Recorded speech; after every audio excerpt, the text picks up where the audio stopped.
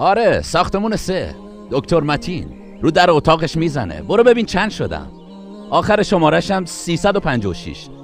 باشه، نگاه کن بهم خبر بده. باشه، ممنون.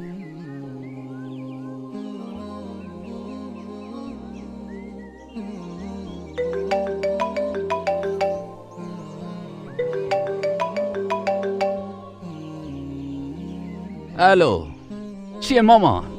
کارتو بگو. الان نه. خب به محمد بگو. باشه خداحافظ.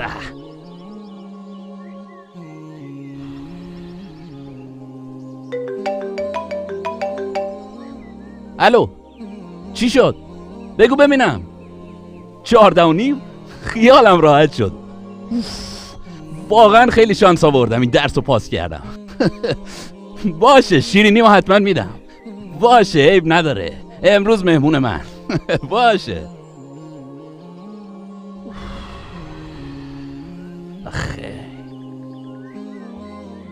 خیلی خوش شانسی ها.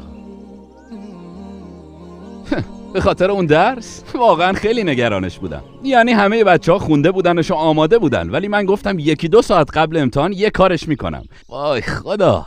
ولی منظورم نمرت نبود. پس چی بود؟ مادرت بهت زنگ زد.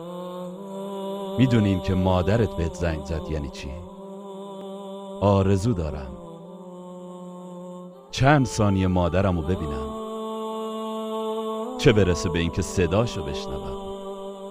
به خدا اگه صداشو بشنوم شاید تلفنو قطع نکنم، میذارم ساعتها برام حرف بزنه. شاید تو الان احساس منو نداشته باشی، چون مادرم دیگه پیشم نیست، رفت. الان متوجه منظورم شدی؟ وقتی مادرت زنده نباشه برای یه درس دیگه اینقدر خوشحال نیستی.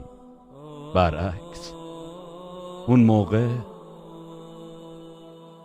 همه چیزت فقط مادرته، مزاحم همیشگی. میدونی مادرمو چی صدا میکردم؟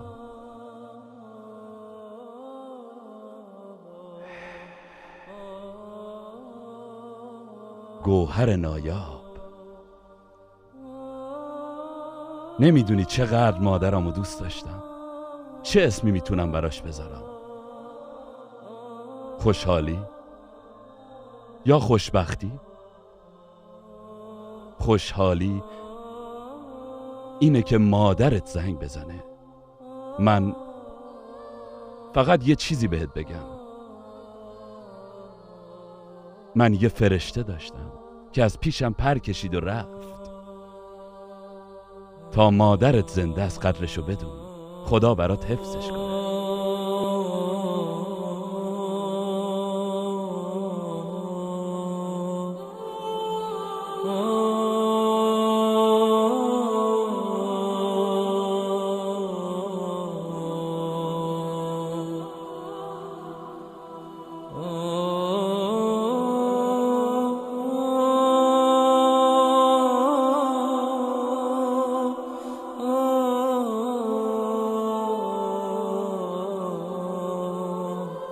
الو، سلام مادر. چی لازم داشتی؟